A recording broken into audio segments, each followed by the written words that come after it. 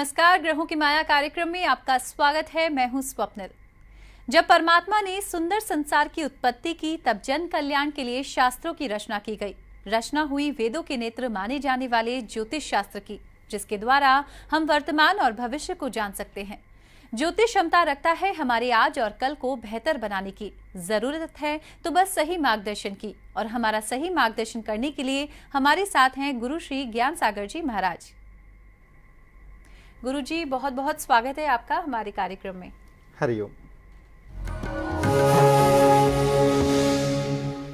दर्शकों, अक्सर लोग विवाह की उम्र होने पर संतान को लेकर चिंतित हो जाते हैं। साथ ही सभी मनपसंद जीवन साथी की कामना भी रखते हैं। और आज इसी विषय पर हम गुरुजी से जानना चाहेंगे कि ऐसा कौन सा सौभाग्य मंत्र है जो हमारी कामना की पूर्ति कर सके। तो आइए जानते हैं गुरुजी से आज का सौभाग्य मंत्र।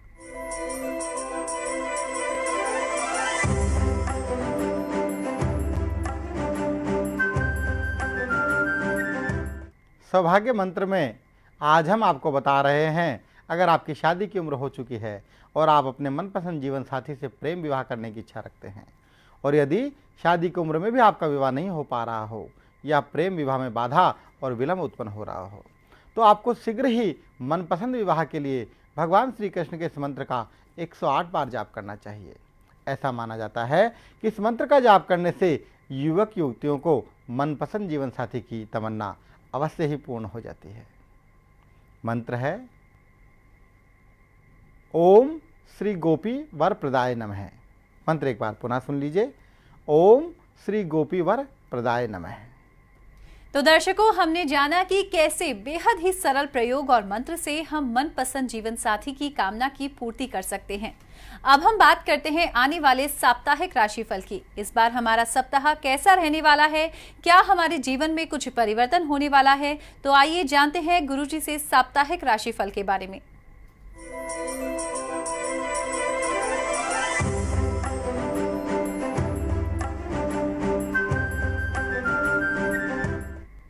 गुरुजी बताएं, मेष राशि वालों का आने वाला सप्ताह कैसा रहने वाला है? मेष राशि, भाग्योदय के लिए ग्रहों की दशा आपके अनुकूल बनी हुई है। अगर आप प्रयत्न करें तो इस सप्ताह में आपको आर्थिक क्षेत्र में चमत्कारिक लाभ प्राप्त हो सकते हैं। आकस्मिक धन लाभ होने की संभावना है और इससे आपका मन भी प्रसन्न रहेगा। कारोबार की नई योजना बना सकते हैं। इस हफ्ते का भाग्यशाली रंग होगा लाल, और उपाय के रूप में ओम हनुमते नमः का जाप करें और हनुमान जी के आगे दीपक प्रज्वलित करें। हरिओम। तो जैसा कि गुरुजी ने बताया, मेष राशि वालों का ये सप्ताह आर्थिक स्थिति को लेकर पक्ष में रहने वाला है। साथ ही कारोबार को लेकर कोई नई योजना भी आपको मिल सकती है। तो आइए जानते हैं अगली राशि के बारे में। अगली राशि है वृषभ राशि। गुरुजी बताएं, वृषभ राशि वालों का आने वाला सप्ताह कैसा रहने वाला है? वृषभ राशि, सुखों की बढ़ोतरी के लिए नए मकान, वाहन या फ्लैट की खरीदारी आप कर सकते हैं। परिवार में सामान्य स्थिति रहेगी। सप्ताहांत तक खुशी देने वाली कोई सूचना आपको मिलेगी। लंबी यात्रा पे जा सकते हैं। जीवन साथी का भावनात्मक सहयोग मिलेगा और आपका झुकाव आध्यात्म की ओर भी हो सकता है। इस हफ्ते का भाग्यशाली रंग होगा आसमानी, और उपाय के रूप में स्फटिक श्री यंत्र को तिजोरी में रखें और माँ लक्ष्मी को खीर का भोग लगाएं। हरिओम। तो वृषभ राशि वाले जातकों का ध्यान इस सप्ताह सुख सुविधा के साधनों में वृद्धि करने पर रहेगा। साथ ही अध्यात्म की ओर भी रुझान बढ़ेगा। अब जानते हैं गुरुजी से तीसरी राशि यानी कि मिथुन राशि के बारे में। गुरुजी बताएं, मिथुन राशि वालों का आने वाला सप्ताह कैसा रहने वाला है? मिथुन राशि, सप्ताह की शुरुआत सकारात्मक सोच और उमंग के साथ में होगी। सामाजिक, राजनीतिक और तकनीक के संबंधित क्षेत्रों में अनुकूल परिणाम प्राप्त होंगे। जीवन स्तर उच्च बनाने की तरफ अग्रसर होंगे। पूंजी और विदेश मामलों में विवाद गहराने की आशंका है। इस हफ्ते का भाग्यशाली रंग होगा मूंगियां, और उपाय के रूप में ओम गंगणपते नमः का जाप करें और श्री गणेश भगवान को दूर्वा अर्पित करें। हरिओम। तो मिथुन राशि के जातकों के सप्ताह की शुरुआत तो सकारात्मक सोच के साथ होगी, लेकिन पूंजी को लेकर विवाद गहरा सकते हैं। उपाय के रूप में आप ओम गंग गणपतः नमः मंत्र का जाप करें और गणेश जी को दूर्वा अर्पण करें। अब गुरुजी से जानते हैं कर्क राशि के बारे में। गुरुजी बताएं, कर्क राशि वालों का आने वाला सप्ताह कैसा रहने वाला है? कर्क राशि, जरूरी दस्तावेजों को संभाल के रखें और जीवन साथी की बात को गंभीरता से लें। संबंध मजबूत होंगे। इन दिनों आपके बनते कामों में बाधा उत्पन्न हो सकती है, परंतु लाभ में कोई कमी नहीं आएगी। आगे आपका अनुकूल समय आ रहा है। इस हफ्ते का भाग्यशाली रंग होगा गुलाबी और उपाय के रूप में ओम चंद्रमसे नमः का जाप करें और किसी गरीब को दूध का दान करें। हरिओम। तो कर्क राशि वाले जातकों को इस सप्ताह अपने दस्तावेजों को संभाल के रखने की आवश्यकता है। साथ ही अपने कार्यों को लेकर मन पर निराशा ना हावी होने दें। उपाय के रूप में आप किसी गरीब को दूध का दान कर सकते हैं। तो आइए जानते हैं अगली राशि के बारे में। अगली राशि है सिंह राशि। गुरुजी बताएं, सिंह राशि वालों का आने वाला सप्ताह और राशियों से कैसा अलग रहने वाला है। सिंह राशि, इस सप्ताह भाग्य का सहारा मिलने से आपका मनोबल बढ़ा रहेगा। परिवार में शुभ कार्य होने से मन उत्साहित रहेगा। व्यापार में सावधानी का प्रयोग करेंगे तो नुकसान से बचे रहेंगे। संतान की शिक्षा को लेकर के मन में बेचैनी बनी रह सकती है। इस हफ्ते का भाग्यशाली रंग होगा मोरपंखी और उपाय के रूप में गुरु मंत्र का जाप करें और हनुमान चालीसा का पाठ करें। हरिओम। सिंह राशि वालों को इस सप्ताह भाग्य का तो सहारा मिलेगा ही, लेकिन व्यापार में सावधानी रखने की भी आवश्यकता रहेगी। उपाय के लिए हनुमान चालीसा का पाठ जरूर करें, जिससे आपको व्यापार में किसी समस्या का सामना ना करना पड़े। अब बात करते हैं कन्या राशि के बारे में। गुरुजी बताएं, कन्या राशि वालों का आने वाला सप्ताह कैसा रहने वाला है। कन्या राशि, शारीरिक परेशानियों का सामना करना पड़ सकता है। अधिक खर्च के कारण धन की आर्थिक तंगी रह सकती है। क्रोध ना करें, मान सम्मान बढ़ेगा और पिछले दिनों से चले आ रहे लाभ में कोई कमी नहीं होगी। नए कारोबारी संबंध भी बनेंगे जो आपको आगे चल करके लाभ देंगे। इस हफ्ते का भाग्यशाली रंग होगा पर्पल और उपाय के रूप में विष्णु सहस्त्र नाम का पाठ करें और मंदिर में पीले फलों का दान करें। हरिओम। तो कन्या राशि की जातकों को इस सप्ताह परेशानी और धन की तंगी का सामना करना पड़ सकता है। उपाय के लिए विष्णु सहस्त्र नाम का पाठ करें और मंदिर में पीले फलों का दान अवश्य करें, जिससे आपको इन समस्याओं का सामना ना करना पड़े। ग्रहों की माया में अब वक्त हो चला है एक छोटे से ब्रेक का। ब्रेक के बाद जानेंगे बाकी राशियों का राशिफल।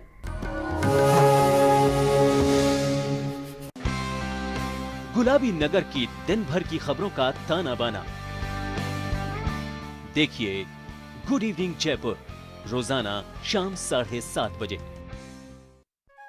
प्रदेश के कस्बों और ढाणी की हर हलचल, हर खबर, नगर नगर डगर डगर देखिए रोजाना शाम 6 बजे और रात 11:30 बजे। राम राम साहब। कृषि जगत को समर्पित इस कार्यक्रम में हम उठाएंगे कृषि से संबंधित ज्वलंत मुद्दे, जिन पर होगी कृषि वैज्ञानिकों से चर्चा परिचर्चा। किसान भाई जो भी तकनीकी इस्तेमाल कर रहे हैं, पहले एक बार जानकारी हासिल करके उसके बाद उसका इस्तेमाल करें।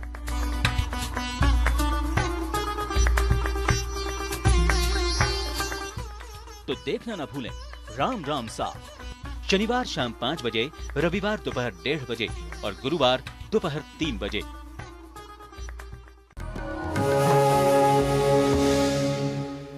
ब्रेक के बाद फिर से आपका स्वागत है हमारे कार्यक्रम ग्रहों की माया में। दर्शकों, अब बात करते हैं हम तुला राशि के बारे में। गुरुजी बताएं, तुला राशि वालों का आने वाला सप्ताह कैसा रहने वाला है। तुला राशि, इस सप्ताह शारीरिक और मानसिक कष्टों से आपको छुटकारा मिलेगा। धन संबंधी परेशानियों का समाधान भी होगा। धर्म कर्म में आपकी आस्था बढ़ेगी और भाग्य का भरपूर सहयोग मिलेगा। जीवन साथी को लेकर के थोड़ी चिंता मन में रह सकती है।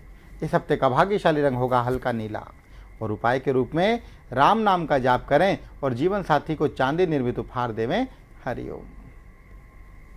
तो तुला राशि वाले लोगों को इस सप्ताह अपनी परेशानियों से छुटकारा मिलने वाला है, लेकिन जीवन साथी के स्वास्थ्य का भी ध्यान रखना होगा। अब जानते हैं वृश्चिक राशि के बारे में।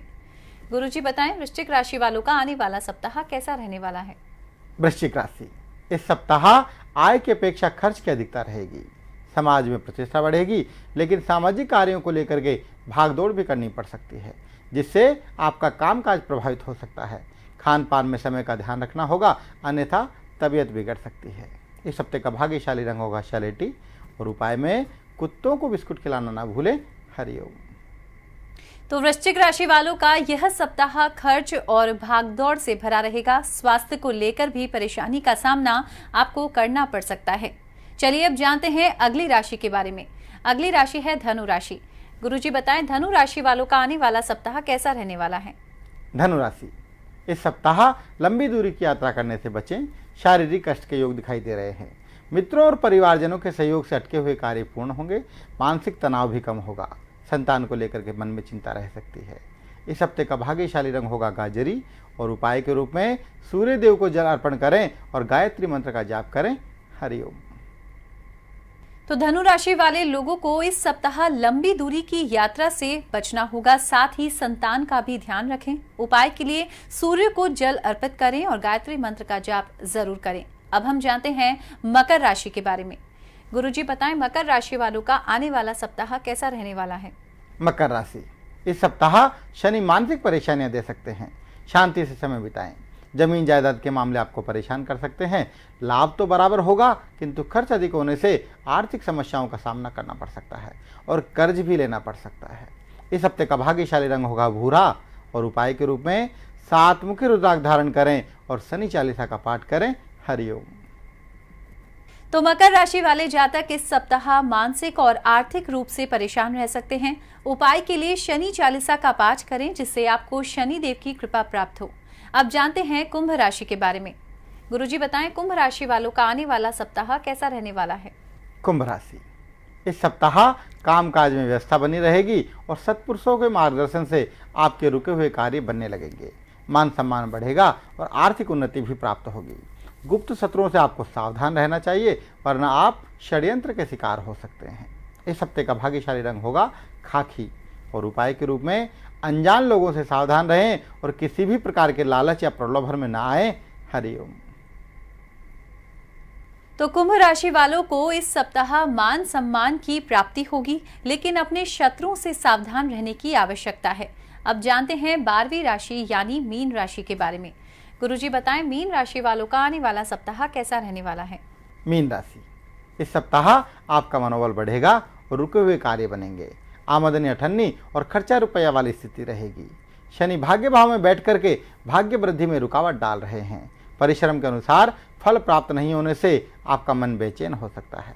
इस हफ्ते का भाग्यशाली रंग होगा नारंगी और उपाय के रूप में ओम शम शनिश्चराय नमः का जाप करें और हनुमान जी को चमेली का तेल और सिंदूर का चोला चढ़ाएं। हरिओम। तो मीन राशि वालों को इस बार परिश्रम के अनुसार फल प्राप्ति में समस्याओं का सामना करना पड़ेगा। उपाय के रूप में हनुमान जी को चमेली का तेल और सिंदूर का चोला चढ़ाएं। तो दर्शकों, ये तो हुआ आने वाले सप्ताह का राशिफल। अब हम बात करते हैं वास्तु शास्त्र की, जिसमें हम गुरुजी से घर में सकारात्मक ऊर्जा को बढ़ाने और वास्तु दोष को दूर करने के बारे में जानेंगे। तो आइए जानते हैं इस बारे में गुरुजी से।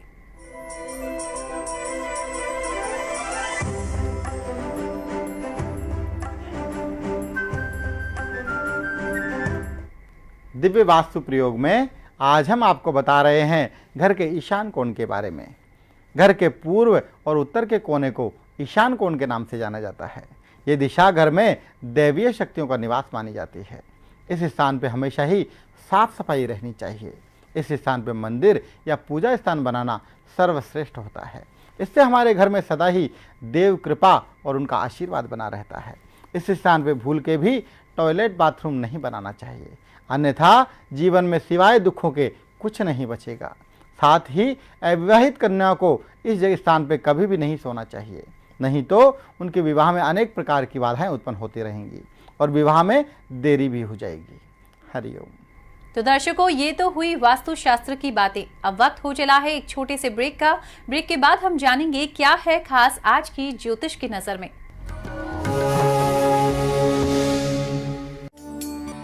दिन की मंगल शुरुआत के लिए करें पूजन और भजन। मुरारी बापू के साथ होगा धर्म चिंतन। प्रेरणादायी विचारों के साथ जानिए आज का इतिहास। योग से कीजिए स्वस्थ शरीर का विकास।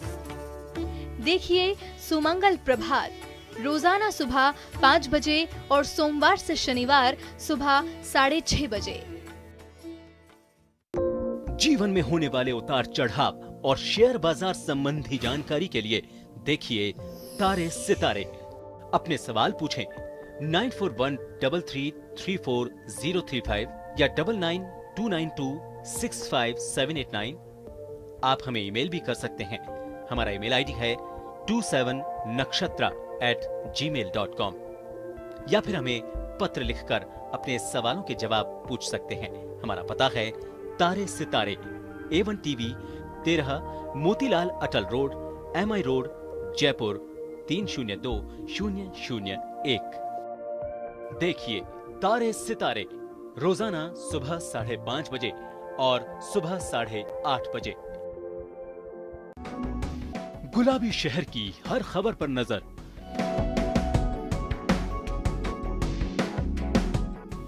देखिए गुड मॉर्निंग जयपुर रोजाना सुबह 7:30 बजे। कभी मैं बांदी बनाई जाती थी, कभी मुझे पाँव की जूती समझा जाता था, कभी मुझे हाथ भर घूंघट में छिपना पड़ता था। मानो मेरे जीवन में हर तरफ था अंधियारा। लेकिन वक्त ने ली करवट, ज्ञान का फैला उजियारा। घर घर में फैली चेतना, बदली समाज की सोच, और मैं निकल आई घर की चौखट के बाहर रोशनी में। पहचानी अपनी ताकत, दिखाई अपनी शक्ति, और बन रही हूँ समाज में बराबर की हिस्सेदार। रोशनी, नारी शक्ति का उद्घोष। देखिए हर शनिवार शाम 7 बजे, पुनः प्रसारण रविवार दोपहर 2:30 बजे और सोमवार दोपहर 3 बजे।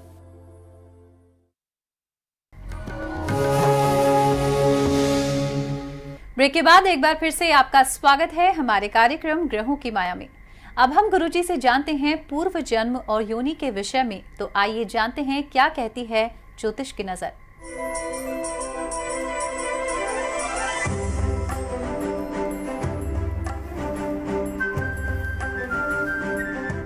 ज्योतिष की नज़र से आज हम बात करेंगे पूर्व जन्म का योनि विचार। हिंदू धर्म में पूर्व जन्म की मान्यता है। हिंदू धर्म ग्रंथों के अनुसार प्राणी का केवल शरीर नष्ट होता है, आत्मा सदा अमर रहती है।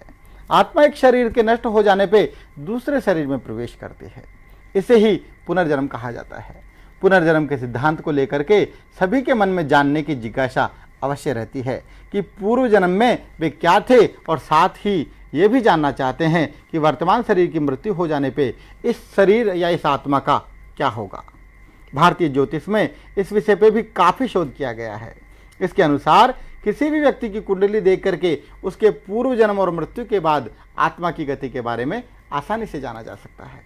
अनेक पुस्तकों में इस विषय पे विशेष विचार से विस्तृत रूप से प्रकाश डाला गया है।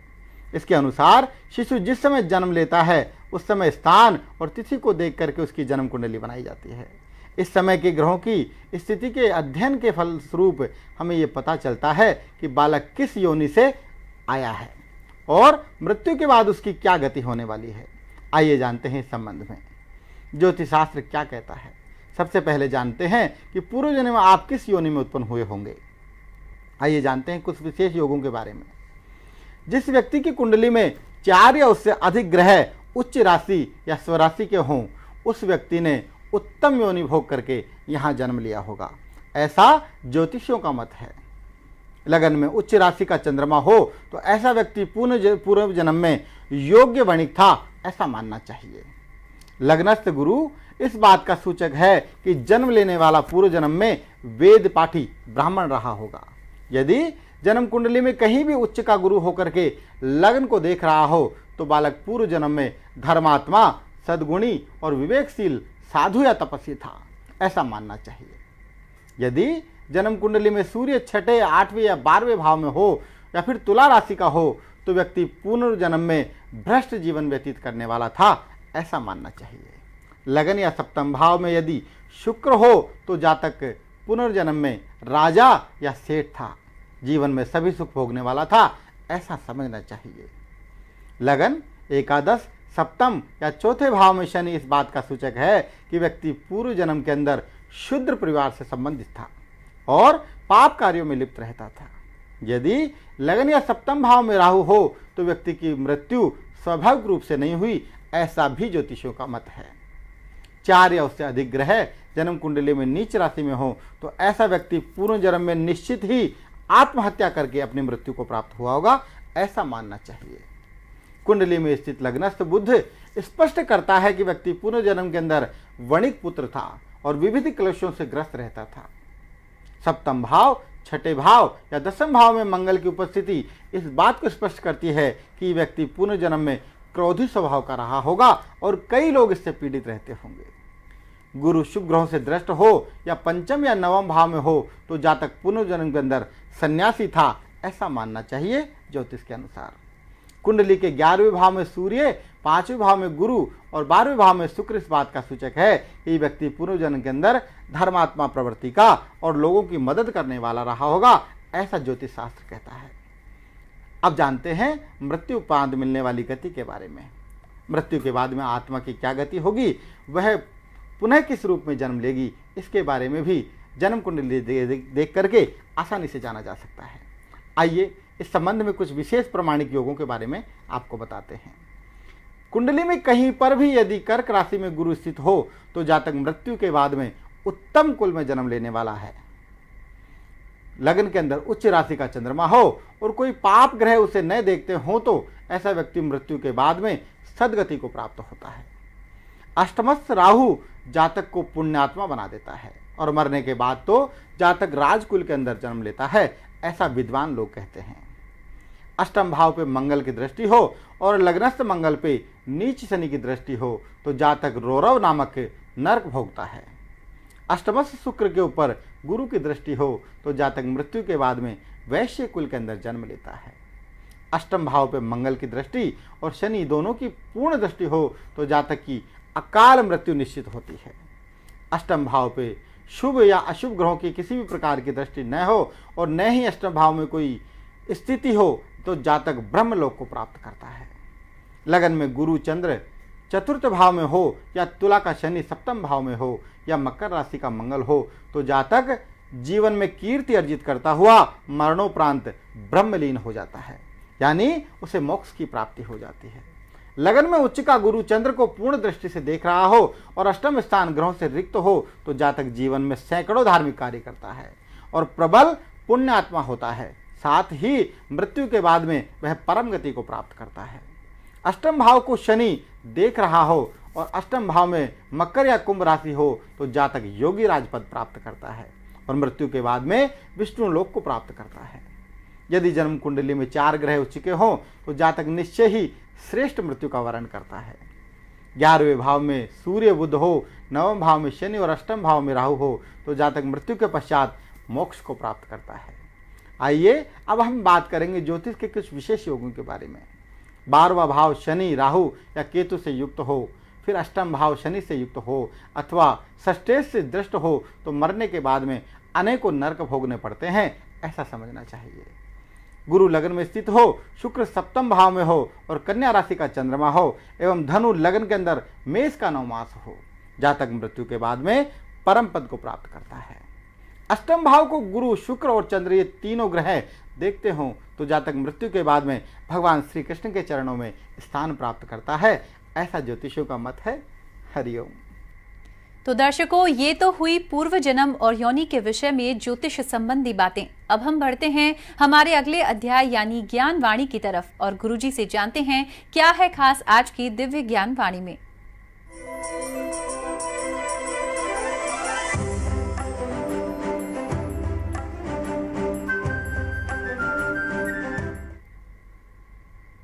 दिव्य ज्ञानवाणी में आज हम आपको बता रहे हैं कर्ज मुक्ति और धन प्राप्ति का शाश्वत उपाय। शिव पुराण में कहा गया है कि देवों के देव महादेव की पूजा करने से संसार के सभी देवी देवताओं को सहज ही प्रसन्न किया जा सकता है और भोलेनाथ की पूजा अर्चना द्वारा जन्म कुंडली में होने वाले ग्रह दोषों से भी मुक्ति पाई जा सकती है। साथ ही यह भी कहा गया है कि शिवलिंग पर निरंतर शहद का अभिषेक करने से समस्त प्रकार के ऋणों से छुटकारा मिल जाता है और धन की वृद्धि होती रहती है। और तो और भगवान शिव को शहद अर्पण करने से टीबी रोग का भी नाश हो जाता है। शहद के अभिषेक के साथ ही यदि 7 मुखी रुद्राक्ष को भी अभिमंत्रित करके धारण कर लिया जाए और कोई भी बीमारी अक्सर आपको परेशान करती हो, छोटी मोटी दुर्घटनाओं से भी आपको आसानी से बचा जा सकता है। 7 मुखी रुद्राक्ष में साक्षात माता लक्ष्मी का निवास होता है, इसलिए धन की तंगी भी दूर हो जाती है और शनि ग्रह के दुष्प्रभाव से भी आपको राहत मिल जाती है। हरिओम। तो दर्शकों, ये थे कर्ज मुक्ति और धन की प्राप्ति के उपाय। अब घड़ी इशारा कर रही है आपसे विदा लेने का। गुरुजी, आपका बहुत बहुत धन्यवाद। हरिओम। अगले हफ्ते आपसे फिर मुलाकात होगी, तब तक के लिए हमारी पूरी टीम को दीजिए इजाजत। नमस्कार।